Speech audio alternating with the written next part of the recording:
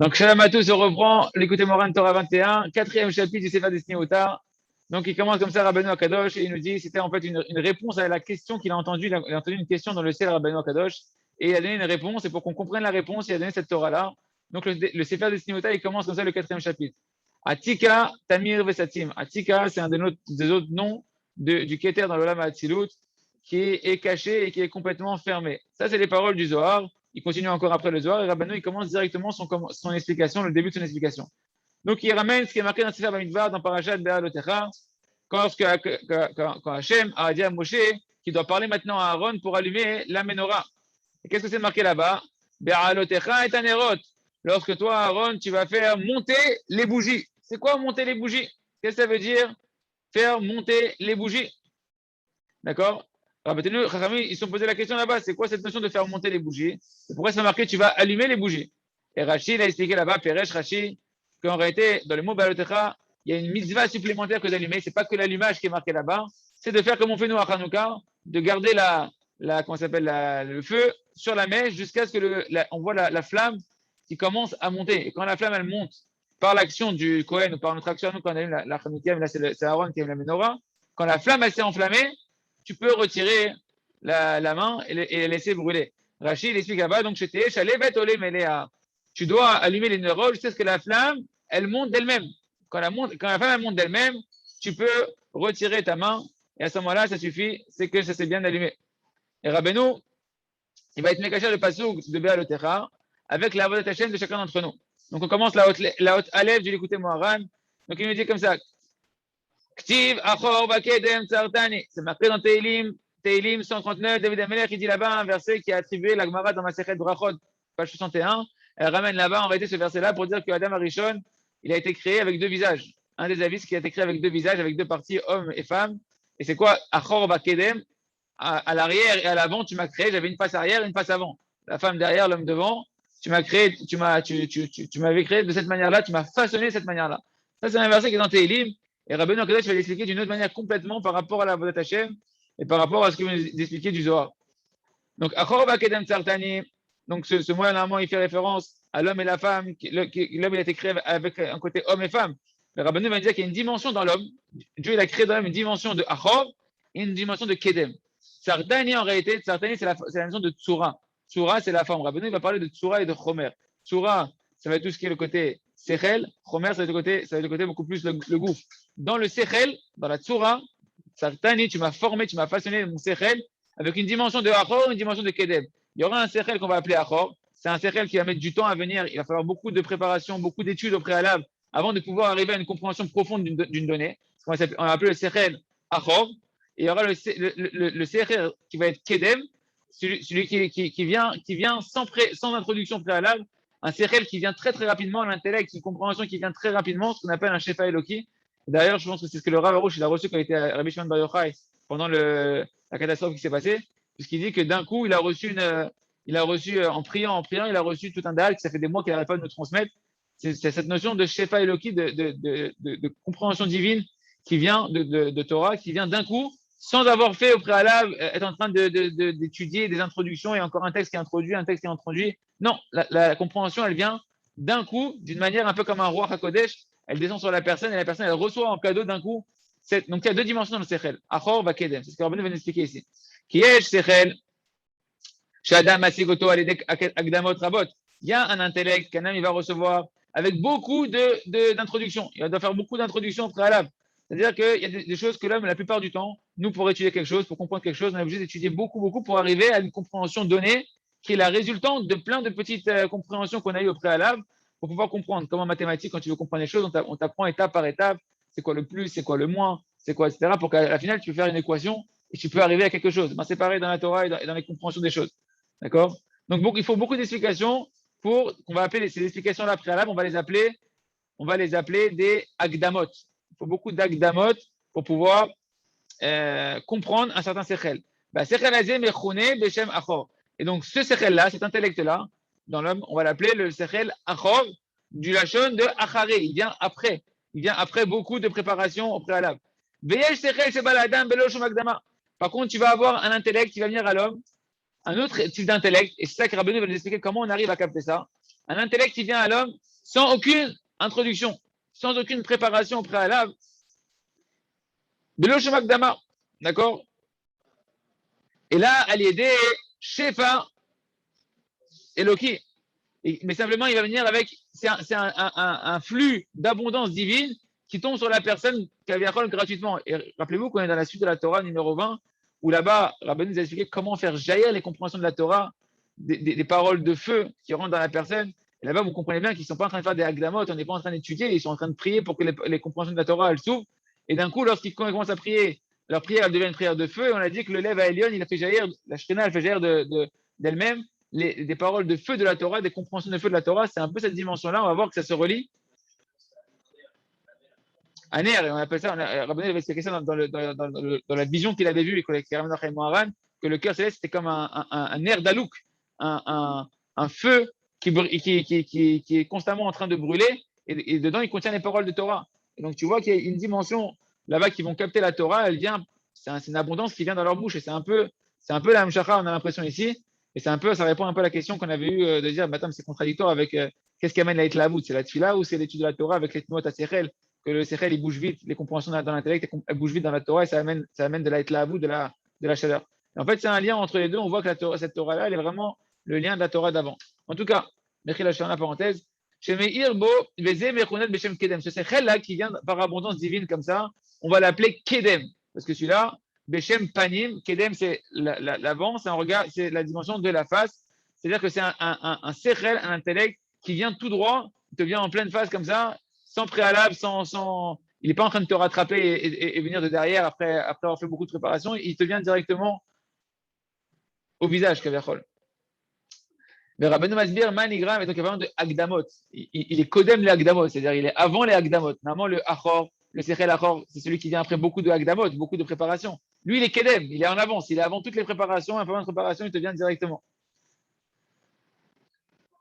Ok. Mais Rabbeinu va nous expliquer, nous explique, j'ai fait un mix de Masbir et expliquer. Il nous explique, Rabbeinu, qu'est-ce qui amène qu'un homme il peut avoir justement ce Shefa Eloki qui vient, ce Sechel Kedem. Il nous dit que tous les membres ont été dans le corps d'un homme, ils sont reliés au cerveau. Il y a des nerfs qui partent du cerveau et qui vont faire que tous les membres ils sont gérés par le cerveau, d'accord? Et l'enflammement du cœur, le fait que le cœur il soit béèche et qu'il soit enflammé pour le service divin, eh ben, ça provient en réalité des mouvements, de la rapidité des mouvements qu'il va y avoir dans les neurones, dans l'intellect d'un homme, comment il réfléchit, la vitesse de réflexion d'un homme. Parce que la nature des mouvements, c'est de faire naître de la chaleur.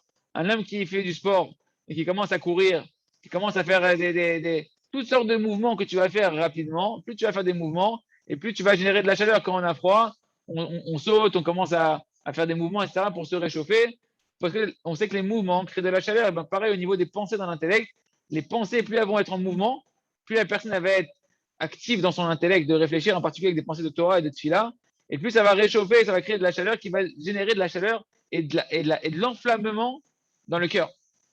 Donc, Mokéen, les filles, Meirat, Noat, Asechel. Et c'est pareil donc pour les mouvements de l'intellect. Ken Molit Rambalev, ça va amener de la chaleur et de la ferveur dans le cœur. Il se trouve donc que par le fait que quand une personne reçoit une compréhension de Torah, Beshefa Eloki qui vient très rapidement. Donc la personne il comprend les choses super rapidement, comme si que tout était déjà là à l'intérieur de lui et ça va à une vitesse astronomique à l'intérieur de lui, comme si tu mets une carte USB et tu injectes des données, il charge. Très troublé dans Matrice quand il charge les programmes. Ça va à une vitesse extraordinaire et il accumule une compréhension comme on voit que David Ameller. Il a appris en une nuit ce qu'un Talmud Vatik, il apprend un Chacham, il apprend en une vie entière. D'accord? Un malheur qui est venu, il a enseigné la Torah en une nuit. Comment c'est possible une chose pareille? Rabbi Nathan, il a dit, dans l'écouté de Philot, il demande dans ses prières, Rabbi Nathan, de pouvoir connaître le chasse en une nuit. C'est pas possible un truc pareil. Si, c'est possible. Il y a un intellect qui est en dehors du temps. Un intellect où là-bas, quand tu rentres là-bas, c'est un peu comme. Ah, les petits Dragon Ball Z, la salle du temps, vous connaissez pas? Ah, il rentre là-bas, il est en dehors du temps.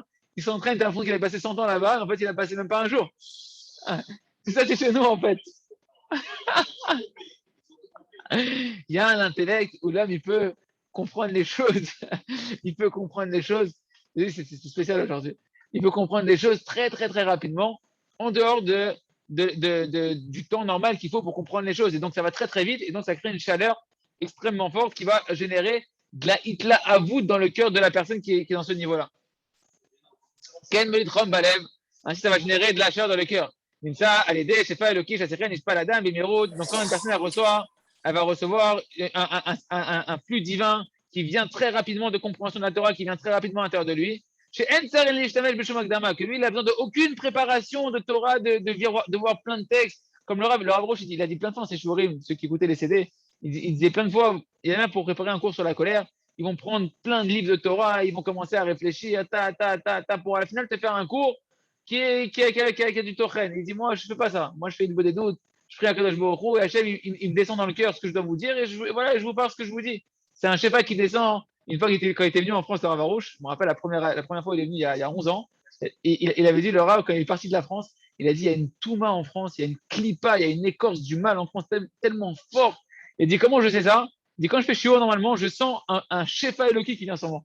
Il dit, quand je fais cours, je sens que tout de suite, il y a de l'abondance qui tombe sur moi, mais sans préparation. Et ça sort, la Torah, elle sort. Il dit, en France, je sentais que c'était fermé, que mes cochis, ça sortait. Et moi, je vois que pour tous les chiours, c'est pareil. Donc, ça ne dépend pas de moi. Il ne s'est rien passé entre moi, Israël, et moi en France. C'est juste que la France, les nuages, ce n'est pas que des nuages en France. C'est des murs de fer, des murs de plomb, de clipotes qui empêchent le dévoilement divin et la compréhension divine. Donc, celui qui est dans ce cercle-là où les choses elles viennent très rapidement, il comprend très vite les choses. La flamme du cœur, elle monte d'elle-même, comme Esh Tamid, tout cas dans la misbère, le tirbé, le feu de Rabbeinu, il a dit mon feu il brûlera sur le misbère, il ne s'éteindra pas. C'est un feu qui descend, on sent que la personne elle a besoin de faire des efforts, ça vient. Et c'est ça qu'il a dit Moshe à Aaron, qu'Hachem il a dit de dire qu'Hachem il a dit à Moshe de dire à Aaron, Be'alotra est un néroth. C'est quoi quand tu feras monter les néroth? Rachid a dit, tu vas faire monter les bougies de la menorah. C'est lorsque, rappelez-vous qu'on parle de la menorah, et Rabbeinu va expliquer pourquoi la menorah. C'est lorsque tu dois faire monter, tu dois allumer le feu sur la menorah à tel point que le feu il monte tout seul. C'est quoi qui monte tout seul? C'est que mamash, tu reçois une abondance divine, que tu n'as besoin de pas d'effort et que ça monte tout seul, le feu s'allume tout seul, tu arrives dans ce sechel kedem, ce sechel du panim, ce sechel qui vient Beshefa Eloki sans préparation. On commence là, Odbet. Comment on fait Rabbeinu pour arriver à cette abondance divine qui descend comme ça sans préparation? Hanal, ça dépend de quoi? De la Kedusha. D'avoir un esprit pur, d'avoir un esprit kadosh, d'avoir un esprit qui pense que à Kadosh Baruch Hu, que à des bonnes pensées. Marchavot Tovot, il y a une chanson en ce moment, Marchavot Tovot, d'avoir que des Marchavot Tovot, des Marchavot de Shod, des Marchavot de Torah, des Marchavot de Tfila, des Marchavot pour l'âme Israël, des Marchavot de paix, des Marchavot pour. Mais qui que des bonnes Marchavot, des bons désirs, des bonnes aspirations, des bons jugements. Et là, chez Kadesh, et Piv, Vechotmo, Ve'ena, Ve'oznav. Et là, Rabbeinu nous fait le lien avec la menorah. Parce que cette Torah-là, elle est basée sur l'allumage de la menorah par Aaron à Cohen. Et en réalité, Aaron à Cohen, c'est le tzaddik de la génération. Il doit allumer nos neshamot, il doit allumer notre sechel. Et pour allumer notre sechel, il faut allumer la menorah. La menorah, elle a sept branches. Le Zohar Kadosh nous dit qu'en réalité, dans le visage d'un homme, il y a une menorah qui est dessinée. Quand on te parle de faire allumer la menorah, c'est de faire briller ton visage, de faire allumer ton visage, de faire briller ton visage qui soit Meprinat Selem Elohim. L'homme, il a été créé à l'image d'Hachem. On a été créé à l'image d'Hachem, on doit être des lumières, on doit être hors la goïm, des lumières pour nous-mêmes et des lumières pour les nations. Où ça sur ton visage? Comment ton visage il va briller et il va irradier? Comme c'est marqué, Chokhmat Adam Taïr Panav. La Chokhmat d'un homme, elle va éclairer son visage. Un homme qui a le visage qui illumine, c'est qu'à ce moment-là, il reçoit de la Chokhmat divine. Il a une Chokhmat divine à l'intérieur de lui. Et cette sagesse divine, elle fait que son visage est lumineux. Mais comment on capte cette vraie lumière qui vient sur le visage et qui devient une vraie menorah? Il nous dit le Zohar, tu as une menorah qui est dessinée sur ton visage. Tu as deux yeux. On va commencer par le milieu. On va commencer par les oreilles. Tu as deux oreilles, ça va être les deux branches les plus externes de la menorah. Tu traces avec la suite de ton menton, ça fait tu les relis, ça fait une première branche de la menorah. Ensuite, tu vas arriver aux yeux, tu as deux yeux. Ici, quand tu les traces et tu les relis ici, aussi, ça fait une deuxième branche de la menorah. Tu as deux narines. Tu les traces ici comme ça, avec la forme du visage, ça fait les deux autres branches de la menorah. Et tu as la bouche au milieu, c'est l'axe central de la menorah. Et donc, tu as une menorah, tu as une menorah déjà, et la menorah dans le Beth Amikdash, elle faisait référence à quoi? Elle faisait référence à la Chokhmah et à la Torah.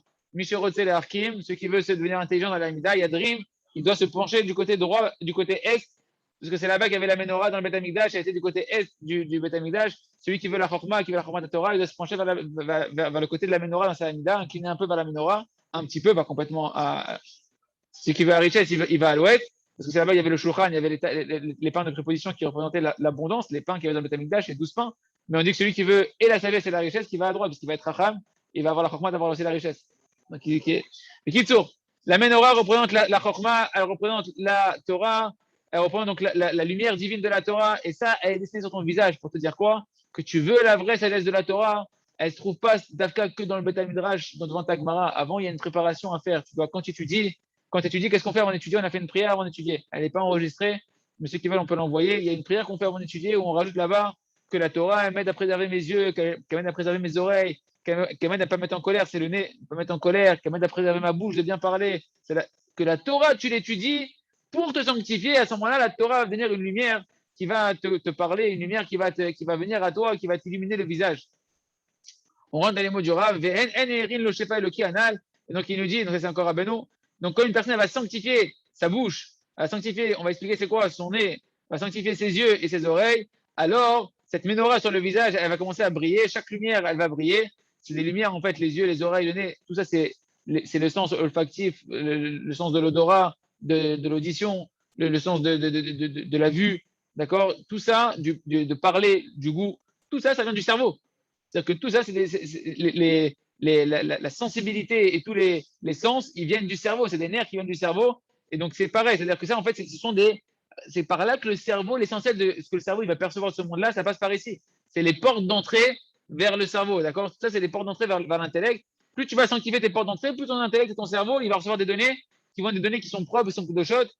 Ton cerveau va être ton mort, il va être kadosh. Ah, t'es kadosh, t'es en dehors de la matière, t'es en dehors du temps, t'es en dehors de l'espace. Tu peux recevoir un intellect divin qui est en dehors du temps et de l'espace. Le Kodesh HaKodashim, là-bas, quand tu rentrais là-bas, c'est marqué qu'on ne pouvait pas mesurer la taille on connaissait la mesure du Kodesh HaKodashim, du Aaron à Kodesh. Mais quand tu rentrais là-bas, que tu voulais mesurer, Kaviachol, si on voulait faire ça, on ne pouvait pas le mesurer. Puisque là-bas, il est en dehors du temps, en dehors de l'espace. Il est dans une prière de Gdusha, qui est en dehors du temps et de l'espace, il est attaché à Hachem, et là-bas, Hachem, il est en dehors de l'espace et du temps. Comme Rabbeinu dit dans le compte 13 du côté Moharan, que le temps, c'est une création. Le temps, c'est une création. Et de quoi il est créé? À partir des maaseh chesed de chacun, à partir des bonnes actions de chacun. Ça, c'est une parenthèse. On continue. Donc, alors, qu'est-ce qu'il nous dit là, la rouge? Donc, le bon, le cerveau, donc là, je vous dis ce qui n'est pas marqué en gras. Afin que le cerveau il puisse être un keli, un ustensile qui va être à même de recevoir l'abondance divine. D'accord? Et bien, ça dépend comment un homme il va se sanctifier sa bouche, de dire que des bonnes paroles. Il va sanctifier son nez, de ne pas se mettre en colère, de jamais avoir de la rancune sur qui que ce soit, ou de la rigueur sur qui que ce soit. Il va sanctifier ses yeux, de voir que des bonnes choses avec ses yeux et ses oreilles, d'entendre que des bonnes paroles. Il ne veut pas entendre du lachnara. Il ne veut pas entendre du lachnara. Il est dans un groupe où il entend du lachnara, il s'en va. Il ne veut pas écouter du lachnara de qui que ce soit.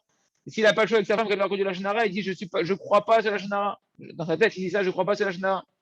D'accord? Comme on l'a dit, le cerveau, il est composé de tous ces sens-là.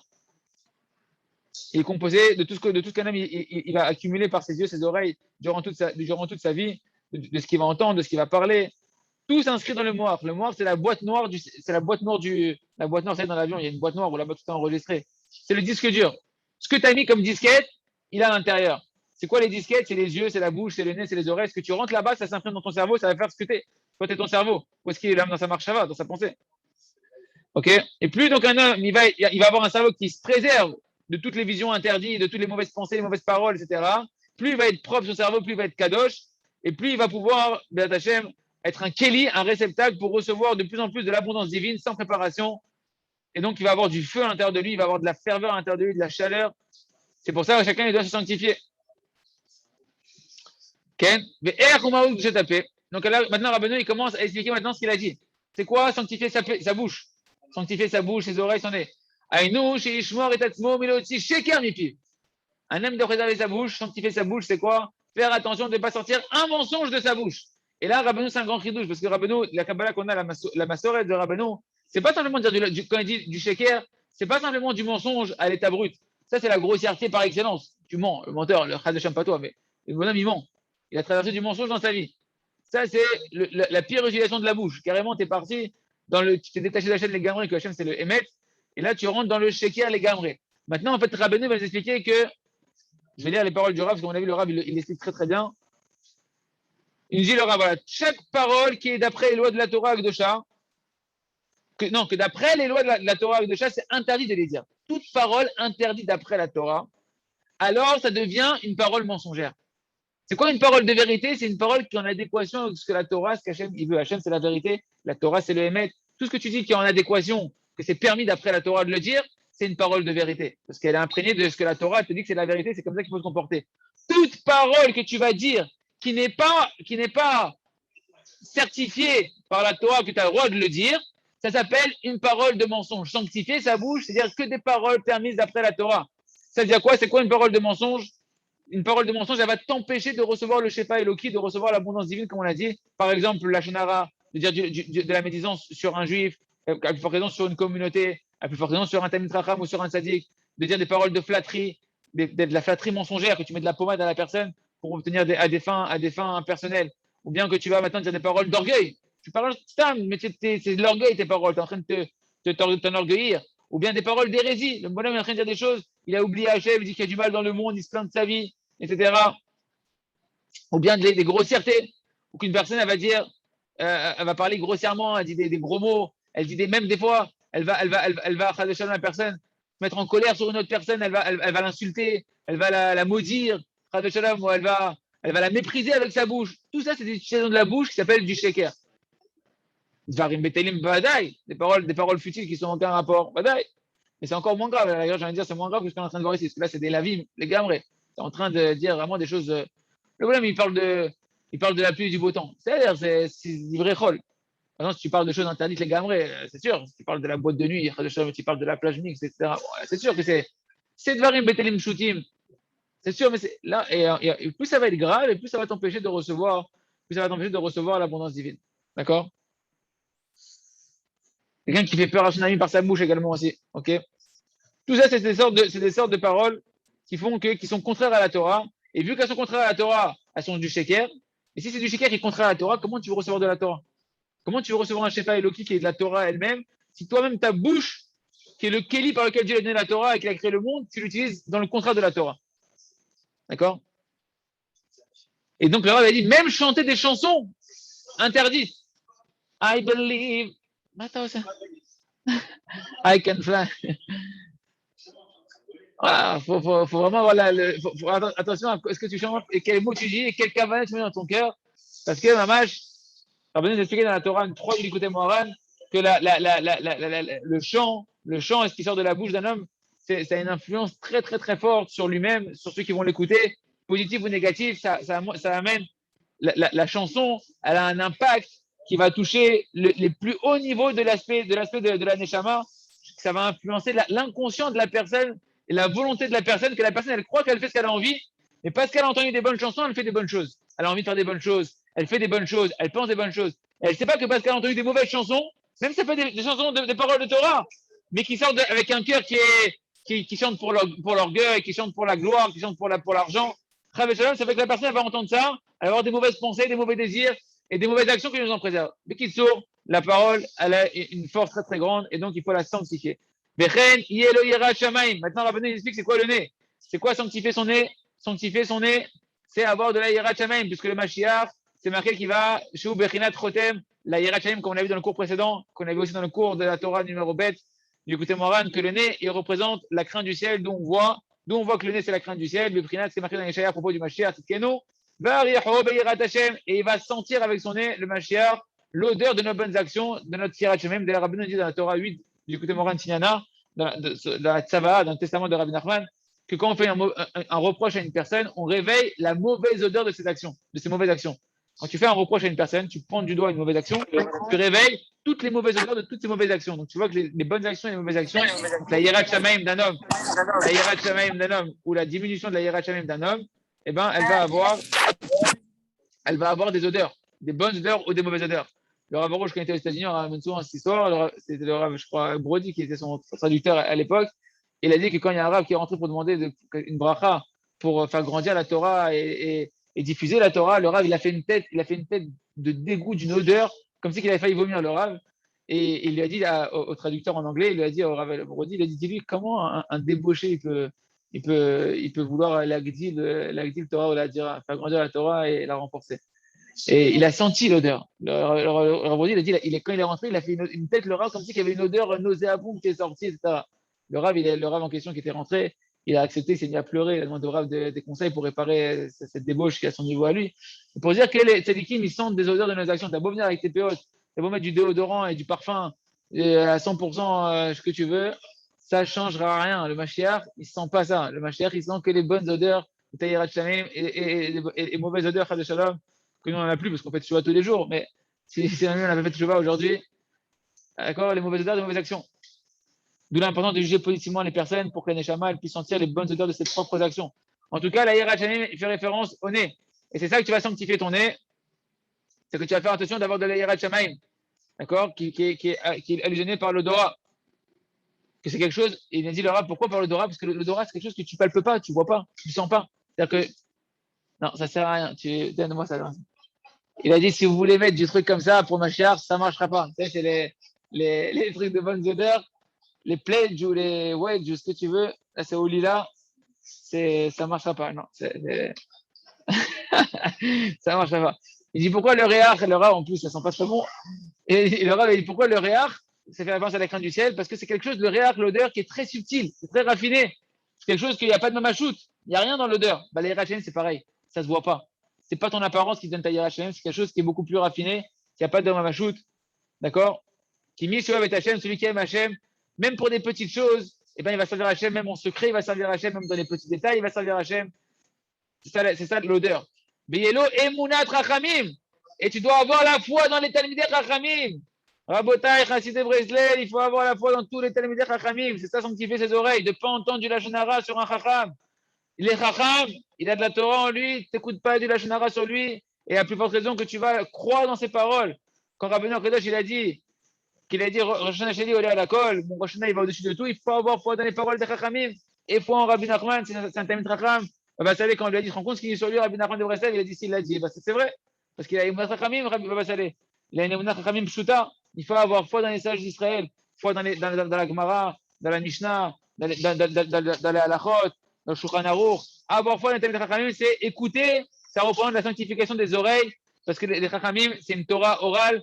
La Torah des talmidei chachamim, c'est Dafka, la Torah chez Béalpé, qui se transmet de bouche, mais de bouche en quoi? De bouche à oreille. Il faut avoir des oreilles pour entendre. Celui qui bouche les oreilles d'entendre. C'est marqué, Miché Sotem, Ozno, Mishmoa Torah. Celui qui bouche les oreilles d'entendre la Torah, cette fille-là, c'est une Toeva. Parce que la Torah, elle se transmet par les oreilles. Il y en a un qui parle, et l'autre, il entend. On a entendu Hachem parler dans le Arsinaï. Et après, c'est une transmission. Donc, c'est la Emna des Chachamim, c'est la sanctification des oreilles. C'est-à-dire que maintenant, c'est pas simplement que de ne pas entendre des mauvaises choses. C'est aussi d'avoir foi dans les paroles des Chachamim, d'avoir foi dans les thèmes des Chachamim. D'où on voit ça. Donc, la Emuna Chachamim, elle dépend, on dirait à Avenu, à Taloui Beoudnin, elle dépend, la foi dans les sages des oreilles. Miprinat, Shma Divrei Chachamim, ça veut dire le mot Ameler, écoute les paroles de Chachamim. Il faut entendre tout ce que les paroles de Chachamim dans chaque génération ils nous disent, et de ne pas aller ni à droite ni à gauche de leurs paroles. Quand Rabbi Nachman a donné un conseil, il faut aller jusqu'au bout. Quand il a dit qu'il faut faire 1 heure d'août minimum, c'est 1 heure d'août minimum. Tu vas ni à droite ni à gauche, tu ne descends pas, tu fais ce qu'il a dit. Tout ce que Chachamim me disent, il faut aller ni à droite ni à gauche. Même si tu dis que ta droite, c'est ta gauche, c'est ta droite, tu dois continuer à faire ce que Chachamim. Et lorsque tu vas maintenant honorer ton ami, nous dit le Rav, ton travers d'études, ton travers avec qui tu étudies la Torah, et que tu écoutes ce qu'il te dit, et que tu fais ce qu'il te demande, ben ça s'appelle aussi sanctifier ses oreilles. D'accord? Donc il dit aussi la dimension comme ça, quand tu te comportes comme ça, c'est aussi de la Yirat Shamaim, que tu honores ton Créateur et que tu fais ces mitzvot avec joie. Et la crainte que tu vas avoir du Talmidei Chachamim, eh ben, ça s'appelle la crainte d'Hachem. Quand tu as peur du Talmidei Chachamim, quand tu as foi dans les Talmidei Chachamim, quand tu écoutes ce qu'ils te disent des Talmidei Chachamim, c'est que tout le monde que tu as crainte d'eux et tu as crainte d'Akadosh Baruch Hu. Tu as une crainte d'Akadosh Baruch Hu, comme c'est marqué, et Hachem Elohecha Tir'a. C'est quoi le mot et? Et Hachem, ton Dieu, tu craindras. Pourquoi il y a le mot et en plus? Le mot et, il vient rajouter quelque chose. Sinon, tu as dit Hachem Elohecha Tir'a. Ça vient ajouter que tu dois craindre les Talmidei Chachamim. Il y aura tant chez les Kolzé, qu'on peut sanctifier nos oreilles, qu'on peut sanctifier nos yeux. Et on continuera demain c'est quoi sanctifier ses yeux et sanctifier sa bouche. On verra la suite demain, Hashem. Hazak ve Nitraze.